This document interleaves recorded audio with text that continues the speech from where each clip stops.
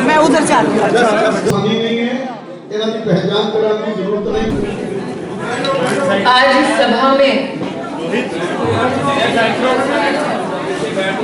हर्ष का, समर्थन का, आशीर्वाद का संकेत नजर आता है और इसके लिए आज सर्वप्रथम मैं आप सभी को, विशेष रूप से जो महिलाएं उपस्थित हैं उनको अपनी ओर से आभार व्यक्त करती हूं, आपका वंदन एवं अभिनंदन करती हूं।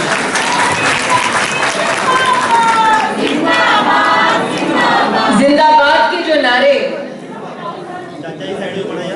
एक बहन लगा रही है, उस नारे में उस बहन का विश्वास झलकता है। विश्वास इस बात का कि अगर राष्ट्र हित में विकास के कोई काम करेगा, अगर समाज हित में समुदायों को एकजुट कर विकास के नए इतिहास को ही रचेगा, तो उस पार्टी का नाम है भारतीय जनता पार्टी। और आज आपने इस कार्यक्रम में अपनी उपस्थिति दर्ज कराकर हमें इस बात का संदेश दिया है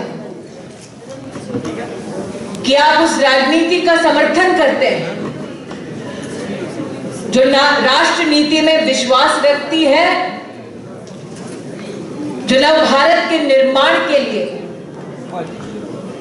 पूर्ण विश्वास के साथ पंजाब का विकास चाहती है। और यही समर्थन 20 तारीख पोलिंग बूथ पर जाएगा और बहनों के हस्तों से कमल का बटन दबाएगा। भाइयों का आशीर्वाद कमल का हमारा प्रत्याशी पाएगा। भारत माता की जय। सत श्री अकाल जी, मैं सुनिया सी प्रीतम ਦੀ ਸਿਹਤ ਖਰਾਬ ਹੈ, ਤੁਸੀਂ ਉਹਨੂੰ ਕੋਵਿਡ ਦੀ ਵੈਕਸੀਨ ਨਹੀਂ ਲਵਾਈ। ਸਤਿ ਸ੍ਰੀ ਅਕਾਲ ਡਾਕਟਰ ਜੀ, ਅਸੀਂ ਗਰੀਬਾਂ ਨੇ ਟੀਕਾ ਕਿੱਥੋਂ ਲਵਾਉਣਾ ਜੀ? ਟੀਕਾ ਮਹਿੰਗਾ ਹੀ ਬੜਾ ਹੈ। ਸਾਨੂੰ ਸਾਰਿਆਂ ਨੂੰ ਕੇਂਦਰ ਸਰਕਾਰ ਵੱਲੋਂ ਕੋਰੋਨਾ ਦਾ ਮੁਫਤ ਟੀਕਾ ਲੱਗ ਰਿਹਾ ਹੈ। ਜੀ ਮੇਰੇ ਪੁੱਤਰ ਨੇ ਕਈ ਲੋਕਾਂ ਦੀ ਮਦਦ ਕੀਤੀ ਕੋਵਿਡ ਦੇ ਦੌਰਾਨ, ਪਰ ਬਿਮਾਰੀ ਤੋਂ ਇਲਾਵਾ ਕੀ ਮਿਲਿਆ? ਹੁਣ ਮਿਲੂਗੀ ਨਾ, ਜਦ ਭਾਜਪਾ ਗਠਬੰਧਨ ਦੀ ਸਰਕਾਰ ਆਊਗੀ। ਉਹ ਕੋਰੋਨਾ 'ਚ ਮਦਦ ਕਰਨ ਵਾਲੇ ਲੋਕਾਂ ਨੂੰ ਪੈਸੇ ਦੇ ਨਾਲ-ਨਾਲ ਹੋਰ ਸਿਹਤ ਸਹੂਲਤਾਂ ਵੀ ਦੇਣਗੇ। ਇਹ ਤੇ ਬਹੁਤ ਵਧੀਆ ਗੱਲ ਹੈ ਜੀ।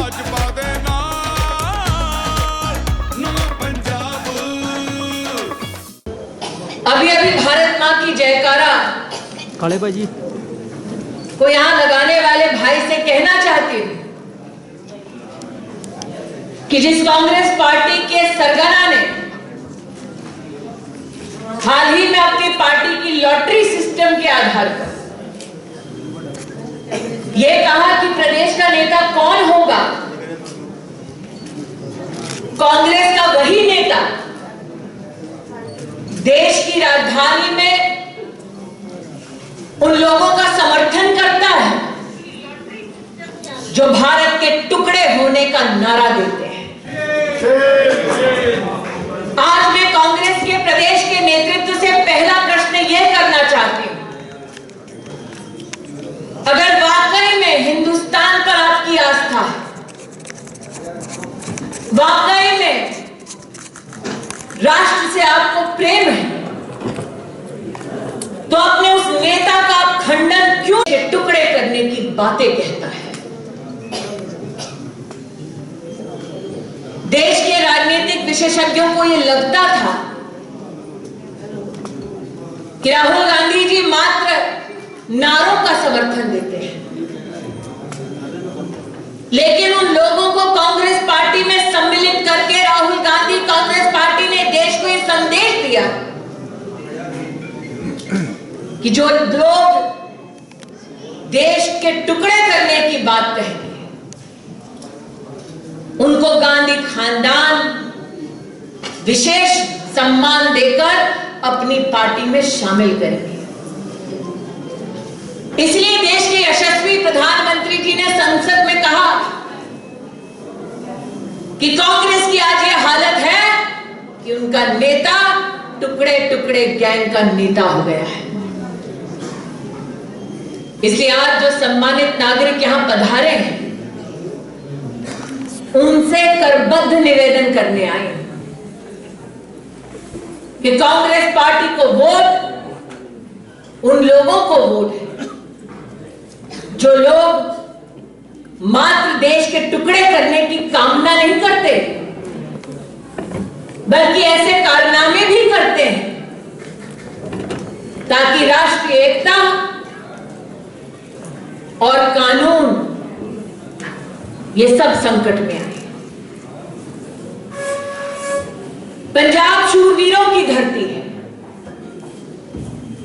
यहां कई परिवार ऐसे जिन्होंने सरहद पर अपने बेटों को खोया।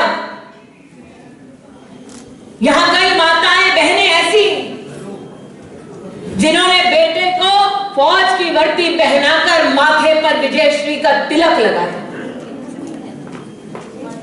और जब इन घर परिवारों से बेटे सरहद पर जाते तो अपने परिवार, अपने पिंड से एक संदेशा लेकर जाते कि दुश्मन जब आंख दिखाए तो मां भारती के संरक्षण में प्राणों को न्यौछावर करने से पहले एक सेकंड तक मत सोचना। पंजाब की एक खासियत है। आज कांग्रेस पार्टी को दूसरा सवाल यह पूछती कि एक तरफ आपका राष्ट्रीय नेतृत्व देश के टुकड़े करने की बातों का समर्थन करता है, टुकड़े टुकड़े गैंग के मेंबरान को अपनी पार्टी में सम्मिलित करता है, और दूसरी ओर आप प्रदेश में एक ऐसे व्यक्ति को अपनी पार्टी की कमान थमाते हैं जो जाकर दुश्मन फौज को गले लगाता है। यह प्रश्न उठता है कि वो नेता जो दुश्मन की फौज के सिपह सालार को जाकर गला लगाता है, पंजाब में कांग्रेस पार्टी को मात्र वही मिला था अध्यक्ष बनाने के लिए। लेकिन प्रभु की लीला देखिए, जिसने अपनी राजनीति के लिए दुश्मन फौज के सरगना को गले लगा लिया। प्रभु की लीला देखिए, उनके नेता बनने के सपने को उन्हीं के नेताओं ने चकनाचूर कर दिया। ये एक अनोखा खेल खेला कांग्रेस पार्टी ने देश की लोकतंत्र में। भारतीय जनता पार्टी कहती है कि जनता चुनेगी नेता कौन है, कांग्रेस पार्टी कहती है कि उनका एक विशेष खानदान चुनेगा कि नेता कौन है। वो परिवार को पार्टी मानते हैं, हम जनता को अपना कर देश को अपना बनाते हैं। और इसीलिए आज मेरा गौरव है कि मेरे पार्टी के कर्मठ कार्यकर्ताओं ने विषम से विषम परिस्थितियों में विकास के लक्ष्य की प्राप्ति का संकल्प लेकर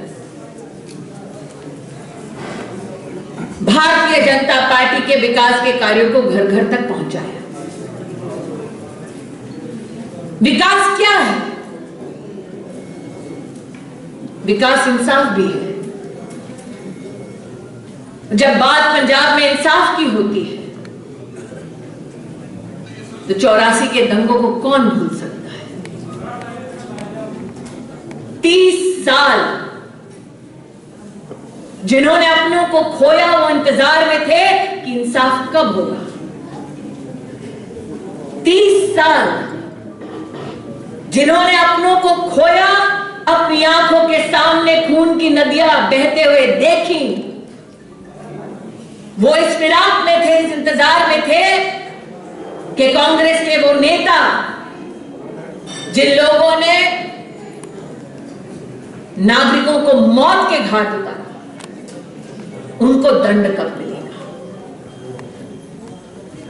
आज कांग्रेस पार्टी से तीसरा सवाल मैं ये पूछती हूं, सत्ता तो आपकी थी, 84 के बाद उन लोगों को जेल की हवा क्यों नहीं खिलाई जो आपके नेताओं की फहरिस्त में आते थे, लेकिन जिनको देखकर 84 के दंगों में प्रताड़ित नागरिक कहते थे, वो देखो जा रहा है वो कांग्रेस का नेता जिसने मासूमों को मौत के घाट उतारा। इसलिए आज मैं प्रधानमंत्री जी का अभिनंदन करती हूं। 30 साल जो इंसाफ कांग्रेस पार्टी ना दिला पाई, वो इंसाफ भारतीय जनता पार्टी ने 84 के दंगों के विक्टिम्स को दिलाया। 300 केसेस दोबारा खोले गए, चार्जशीट फाइल की गई, और वो नेता जो गांधी खानदान के साथ कंधे से कंधा मिलाकर खड़े रहते थे दंगों के बाद भी, आज वो जेल की सलाखों के पीछे।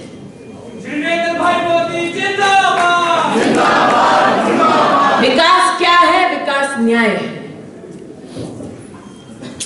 एक तरफ जितने परिवार, उन परिवारों ने अपनों को खोया दंगों में, उसे एक परिवार को 5 लाख रुपए का कॉम्पनसेशन देने का काम कांग्रेस ने नहीं किया, भारतीय जनता पार्टी।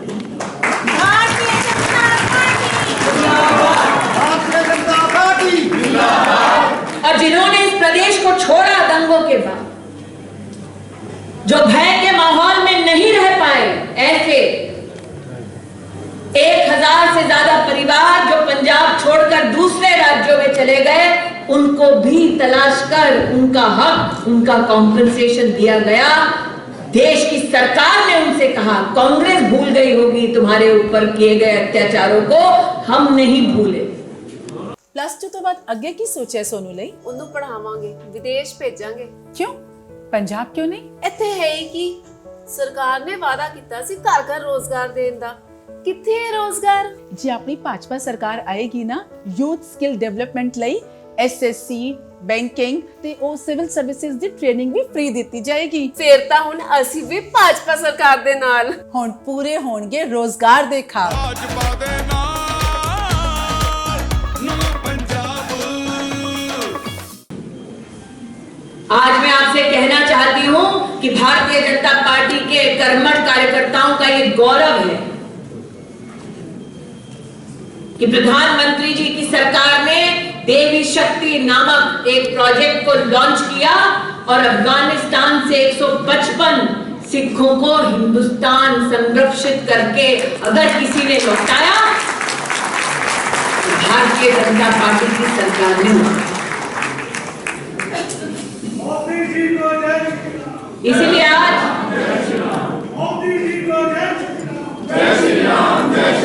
जिस राम का आप नाम ले रहे हैं, भाई साहब, जिस राम का आप नाम ले रहे हैं, राहुल गांधी की सरकार का जब यूपीए की सरकार थी, ये कहना था कि भगवान राम का कोई अस्तित्व ही नहीं, और प्रभु की लीला अपार है। जिस गांधी खानदान ने कोर्ट में दस्तावेज दे दिया कि राम लला का कोई अस्तित्व नहीं है, आज उन्हीं की औलादें जनेऊ कोर्ट पर पहनकर मंदिर मंदिर घूम रही है।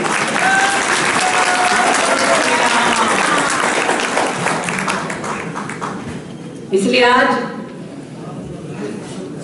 जब प्रश्नों की एक झड़ी लेकर आए, तो कांग्रेस पार्टी से एक सवाल और करती हूं। जब यहां भारत मां की जय जयकार हुई, तो उस मां भारती को एक तिरंगे, एक संविधान के नीचे सुरक्षित, सुदृढ़ करने का संकल्प जो हिंदुस्तानियों का है, उस संकल्प में एक बाधा थी कि जम्मू कश्मीर में धारा 370 लागू थी। धारा 370 पंजाब के परिवारों का पार्टीशन के बाद क्या हश्र हुआ। 1,16,000 सिख रेफ्यूजी विभाजन के बाद पाकिस्तान से जम्मू कश्मीर गए। 70 साल की आजादी के बाद भी उनको उनका अधिकार नहीं मिला। जिनका सब कुछ लुट गया था पार्टीशन, उनको इस देश में 50 साल से ज्यादा कांग्रेस की सरकार रही, उनका अधिकार, उनका हक नहीं मिला। और जब वो हक दिलवाने के लिए, धारा 370 हटवाने के लिए मोदी सरकार ने देश की संसद में पहल की, कांग्रेस के नेताओं ने उठकर कहा कि हिंदुस्तान की संसद को अधिकार नहीं कि धारा 370 हटाए। आप सोचिए इस हद तक राजनीति उनकी नीची हुई कि उन्होंने देश की वो संसद जो आप अपने परिश्रम से सींचते हैं, जो आपका हमारा अभिमान है, उस संसद की अहमियत पर कांग्रेस पार्टी ने ही प्रश्न चिन्ह लगा दिया। लेकिन नरेंद्र मोदी जी का संकल्प, धारा 370 हटी और उसकी वजह से 1,16,000 सिखों को जो पाकिस्तान से आए उनको वोटिंग का अधिकार मिला। देखिए, आज एक सवाल कांग्रेस पार्टी से और पूछती हूं, तुम बात करते हो पंजाब की, सिखों की, पंजाबियों की, उनकी चिंता क्यों नहीं की जिनका सब कुछ लुट गया पार्टीशन में, जो आए जम्मू कश्मीर और कांग्रेस सरकार की वजह से उनके अधिकारों का संरक्षण नहीं किया। प्रश्नों की झड़ी बहुत है। एक उसमें और जोड़ देती हूं, क्योंकि कैंडिडेट हमारी वकालत हमसे अच्छी कर रहे हैं।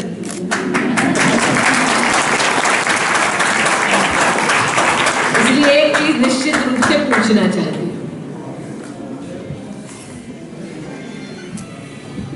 जब कांग्रेस की सरकार रही केंद्र में, तो पंजाबियों को मिलने वाली स्कॉलरशिप मात्र 15 लाख के आसपास थी। मोदी की सरकार आई तो 30 लाख से ज्यादा पंजाबी बच्चों को स्कॉलरशिप मिली, जो वो 50 साल ना कर सके, वो भारतीय जनता पार्टी ने 7 साल में कर दिखाया। इसलिए सवाल एक और उठता है, अगर ये मुमकिन है मोदी के लिए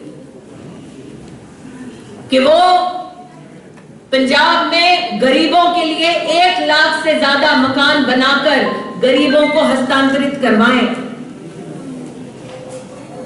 अगर ये मुमकिन है मोदी के लिए कि दरबार साहब के लिए FCRA का जो बार बार हर पंजाबी ने मांग उठाई कि हम सेवा देना चाहते हैं, भले ही विदेश बैठे हो, FCRA का रजिस्ट्रेशन दे दो, अगर ये मोदी कर सकते हैं,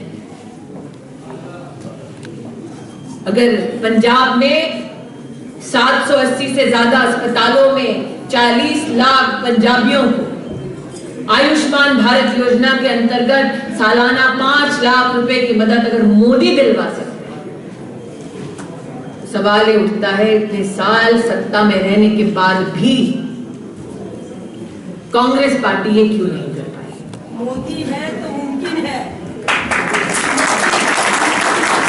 मेरी तर्जीह है कि मोदी है तो मुमकिन है, बिल्कुल, लेकिन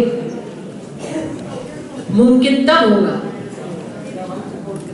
जब आप 20 तारीख को पोलिंग बूथ पर जाएंगे, कमल का बटन दबाएंगे और विक्रम जी को जिताएंगे।